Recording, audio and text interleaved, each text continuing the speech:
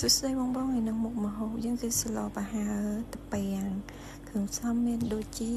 សាច់ជ្រូក3ជាន់ឈាមថៃប្រាតបមកមាននំមានម្ទេសប្លោកមានគល់ស្កៃប្រហុកនេះផ្សិតតបមកមានលឹកបាសលេមួយលឹកផ្ទីផងដែរចំណែកតពាំងខ្ញុំបានដាក់ដាំទឹកស្ងោរវាមួយអង្គឲ្យវាចេញជាតិអាហារបន្ទាប់មកខ្ញុំដាក់គល់ស្កៃហើយនេះប្រហុកសាច់ខ្ញុំអត់បានឆាដូច្នេះខ្ញុំដាក់ទៅទាំងមូលដើម្បីបន្ទាប់មកខ្ញុំកូរវាឲ្យសព្វបាយសាច់ប្រហុកណាបន្ទាប់មកខ្ញុំបានដាក់សាច់ជ្រូកឆាចូលមកវាឲ្យឆ្អិននិងចេញជាតិបន្ទាប់មកខ្ញុំបានដាក់ទឹកត្រីចូលបន្ទាប់មកខ្ញុំបានដាក់ប៊ីចេងបន្ទាប់មកទៀតខ្ញុំកូរឲ្យវាពពុះវាចេញហើយដើម្បីកុំឲ្យវាល្អហើយខ្ញុំបានលួចអំបិលតិចផងដែរវាអង្សាផងខ្ញុំថែមអំបិល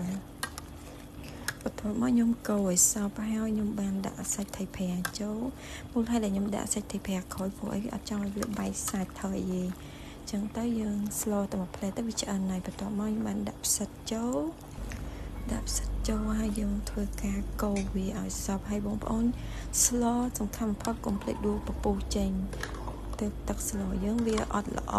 ហើយវាអត់មានធំក្លិនអញ្ចឹងណាបន្ទាប់ពីយើងតូចវាពុះបន្តិចហើយខ្ញុំបានដាក់លណងដូចជាម្ទេសប្លោកវែងហើយនិងម្ទេសក្រហមយើងផងដែរដើម្បីបង្កើនរសជាតិវារួចហើយខ្ញុំកូរវាបន្តិចបន្ទាប់មកខ្ញុំបានដាក់ស្លឹកបាសមួយលឹកផ្ទីចូល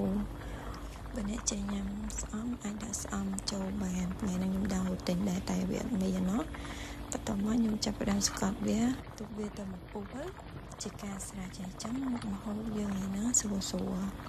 ហើយបើសិនជាបងប្អូនណានៅណាដែលស្លខុសហ្នឹងអាចចូលខមមិនបានអរគុណសម្រាប់វីដេអូថ្ងៃហ្នឹងអរគុណច្រើន